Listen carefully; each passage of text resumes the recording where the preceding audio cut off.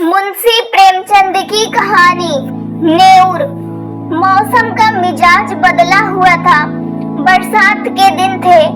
आकाश में बादल इधर उधर भाग रहे थे, आपस में गले मिल रहे थे।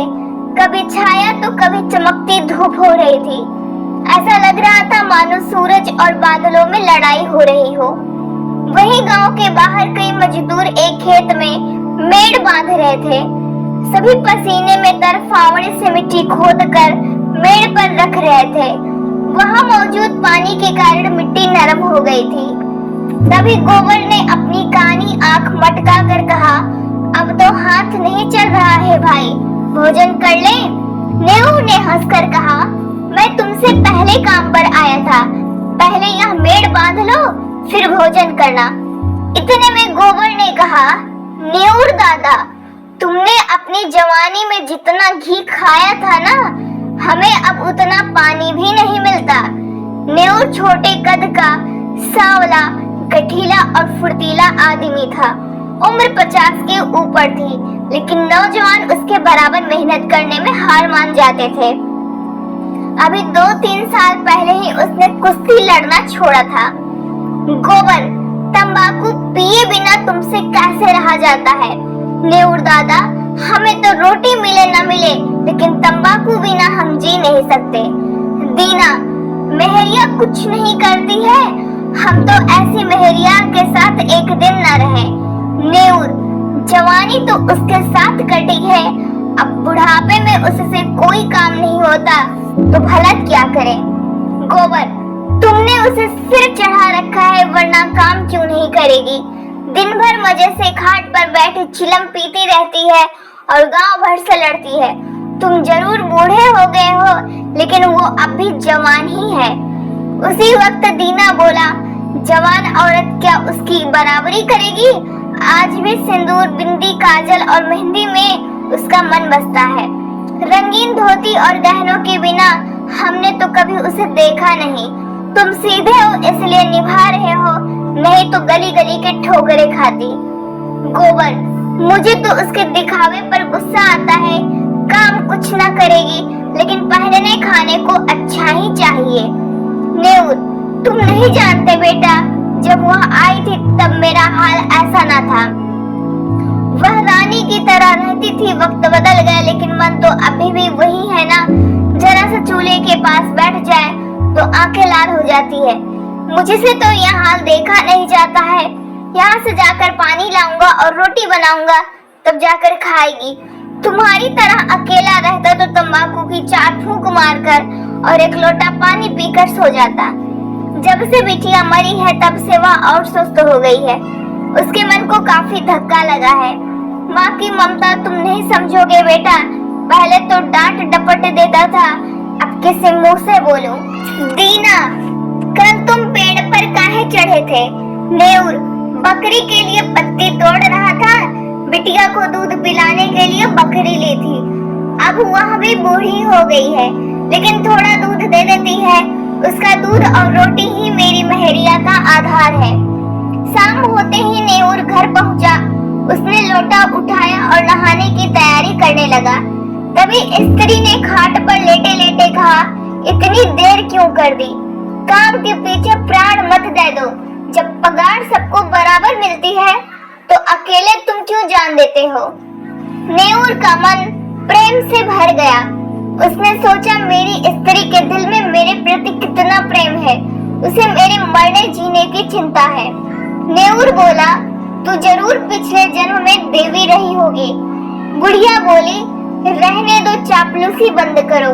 हमारे आगे कौन है जिसके लिए इतना हाय हाय करेंगे? नेऊर नहाकर लौटा और रोटियां बनाने लगा। चूल्हे से आलू निकालकर उनका भरता बनाया और दोनों साथ खाने लगे। बुढ़िया बोली, मेरे होने से तुम्हें कोई सुख नहीं मिलेगा। केवल पड़े पड़े खाती हूँ और तुम्हें तंग करती हूँ। इससे अच्छा तो भगवान मुझे उठा लेता। नेऊर उसकी बात काटते हुए बीच में बोला, यमराज आएंगे तो उनसे कहूंगा कि मैं पहले मुझे ले चलो। भला इस सुनसान झोपड़ी में अकेले कौन रहेगा? बुढ़िया बोली, तुम ना होते तो मेरा क्या हाल होता। यह सोचते ही मेरी आंखों के सामने अंधेरा छा जाता है। जरूर मैंने कोई पुण्य काम किया होगा तभी तुम मिले, वरना किसी और के साथ मैं रह न पाती।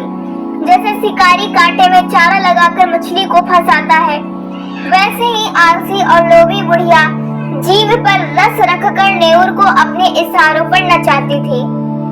उन दोनों में से पहले कौन मरेगा, इस विषय पर आज उनकी कोई नई बातचीत न थी। पहले भी हजारों बार इस विषय पर चर्चा हुई। नेउर ने मन ही मन यह मान लिया था कि पहले वही जाएगा। वह मेहनत इसलिए करता था ताकि उसके पीछे बुढ़िया को किसी के सामने हाथ न फैलाना पड़े। वह आराम से खा सके। जो काम वह नहीं कर सकता था वह नेउर करता था कि 4 पैसे जमा हो जाए। बुढ़िया के बगैर वह अपने जीवन की कल्पना भी नहीं कर सकता था। लेकिन आज की बात ने नेउर को सोच में डाल दिया था। गांव भर में नेउर को काम की कमी ना थी, लेकिन मजदूरी कुछ न मिलती थी। एक दिन एक बाबा जी घूमते फिरते गांव में आ पहुंचे। उन्होंने नेउर के घर के सामने ही डेरा डाल दिया। बाबा जी की सेवा के लिए गांव भर के लोग जमा हो गए। किसी ने लकड़ी दी, किसी ने कंबल का इंतजाम किया, तो कोई आटा दाल ले आया। नेउर को समझ नहीं आया कि वह क्या करे, तो उसने भोजन बनाने का जिम्मा ले लिया। बाबा जी भूत भविष्य बताते थे। दूर दूर तक लोग उन्हें छू नहीं सकता था। 2-3 दिनों में ही बाबा जी की चर्चा आसपास के गांव में होने लगी। नेउर बाबा जी का सबसे बड़ा भक्त था। उसने सोचा कि बस बाबा जी की कृपा बरस जाए तो सभी दुख दर्द दूर हो जाएंगे। बाबा बोले, बच्चा, इस संसार की माया में क्यों फंसे हो? नेउर ने सिर झुकाकर कहा, महाराज, अज्ञानी हूँ, क्या करूँ? स्त्री है, उसे कैसे छोड़ दूँ? बाबा बोले, तुझे लगता है कि तू स्त्री का पालन करता है? नेउर बोला, तो और कौन सहारा है उसका? बाबा जी ने कहा, ईश्वर ने संसार की रचना की है, वो सबका पालन कर रहा है, और तू कहता है कि तू बुढ़िया का पालन कर रहा है? इतना अभिमान कैसे कर सकता है तू? नेउर को ज्ञान बोध हुआ। उसने हाथ जोड़ लिए और बोला, अज्ञानी हूँ महाराज। आंखों से आंसू गिरने लगे। इससे ज्यादा वह कुछ कह न सका। बाबा बोले, ईश्वर का चमत्कार ऐसा है कि जो चाहे तुझे लखपति कर दे और क्षण भर में सारी परेशानियां खत्म कर दे। मैं मात्र उसका एक भक्त हूँ। मुझ में इतनी शक्ति नहीं है कि तुझे पारस बना दूं। तू सच्चा, ईमानदार और साफ दिल का इंसान है। मुझे तुझ पर दया आती है। तेरे पास कुछ चांदी हो तो बता, मैं तुझे अमीर बना दूंगा। नेउर का मन खुशी से खिल गया। नेउर बोला, मेरे पास चंद पैसे हैं और मेरी घरवाली के पास चांदी के कुछ टूटे फूटे गहने होंगे, मैं ले आऊंगा। बाबा बोले, जितनी चांदी मिल सके कल रात तक ले आ। मैं तेरे सामने चांदी को हांडी में रखूंगा। प्रातः काल हांडी आकर निकाल लेना। नेउर के चेहरे पर खुशी दौड़ गई। इतने में बाबा बोले, लेकिन ध्यान रहे, इन असरफियों को जुआ खेलने, शराब पीने या बुरे काम में खर्च मत करना, वरना कोढ़ी हो जाएगा। एक और बात, किसी से इस बात की चर्चा मत करना। नेउर वहाँ से चल आया। खुशी के मारे रात भर उसे नींद नहीं आई। सुबह होते ही वह 2-4 आदमियों के पास उधार मांगने पहुंचा। लोग उसका भरोसा करते थे, इसलिए पैसे दे दिए।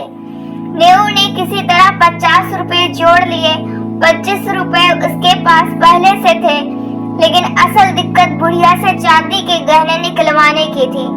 उसे समझ नहीं आ रहा था कि वह क्या बहाना बनाए।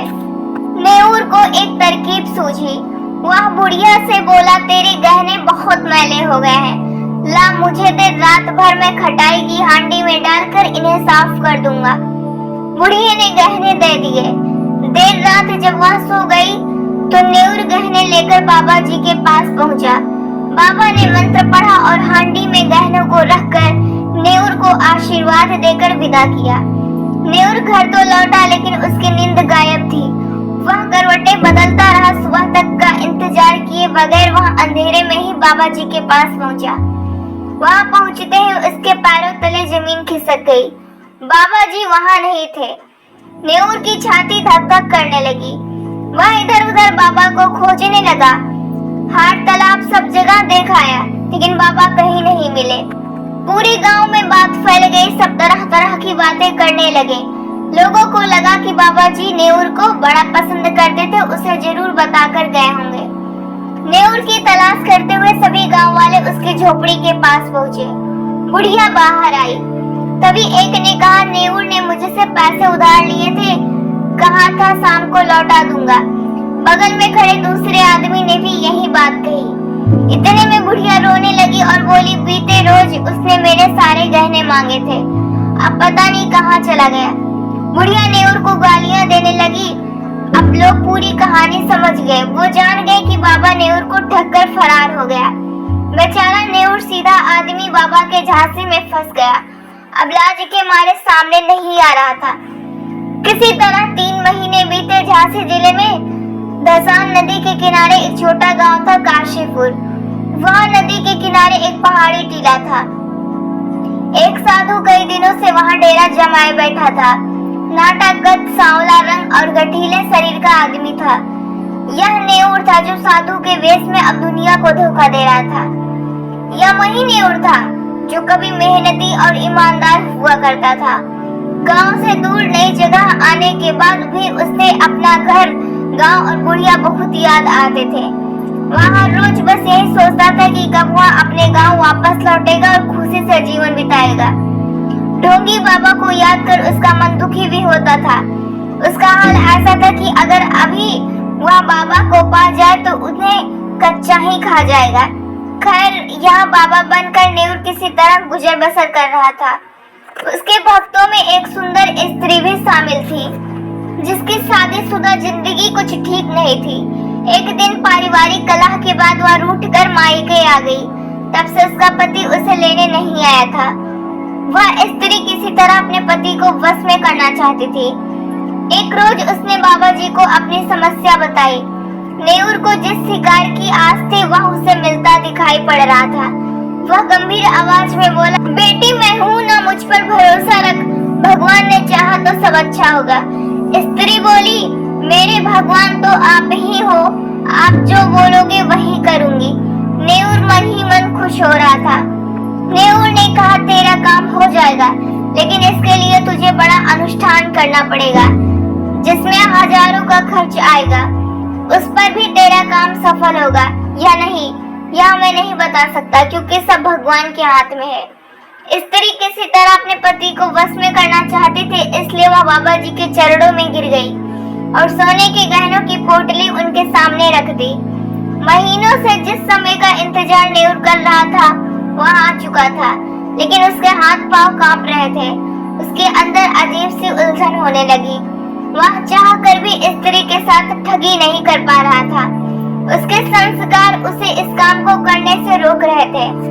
अंत में नेउर ने रोते हुए कहा, बेटी यह पोटली ले जाओ, मैं तुम्हारी परीक्षा ले रहा था, तुम्हारी मनोकामना जरूर पूरी होगी। इतना कहकर वह वहां से उठा और गांव की ओर निकल पड़ा। रास्ते में तालाब देख उसे स्नान किया। तिलक बबूत से उसे घृणा हो रही थी। तकरीबन 8 दिन के लंबे सफर के बाद वह गांव पहुंचा। उसे ऐसा लगा मानो वह बेड़ियों से आजाद हुआ और कोई बहुत बड़ी जीत हासिल कर ली। उसके पहुंचने की खबर पूरे गांव में आग की तरह फैल गई। कुछ लड़कों ने उसका स्वागत किया और बताया कि दादी तो मर गई। यह सुनते ही नेउर का संसार उजड़ गया। वह कुछ बोल न सका, आंखें भर आई। वह दौड़ा दौड़ा झोपड़ी में पहुंचा। किवाड़ खुला था। बुढ़िया की चारपाई जस की तस थी। चिलम और नारियल भी ज्यों के त्यों धरे हुए थे। इतने में पूरा गांव वहां आ पहुंचा। सवालों की झड़ी लग गई। किसी ने कहा, तुम कहाँ थे नेउर दादा? तुम्हारे जाने के 3 रोज बाद ही दादी चल बसी। दिन रात तुम्हें कोसती और गालियां देती थी, तुम इतने दिन कहाँ रहे? नेउर के पास कोई जवाब न था। वह कुछ बोल न सका, बिल्कुल मौन हो गया। पर जिंदा लाश। उस दिन के बाद से किसी ने नेउर को हंसते बोलते नहीं देखा। वो ना किसी से कुछ कहता और ना कुछ मांगता। गांव के बाहर सड़क के किनारे वो बैठ जाता था।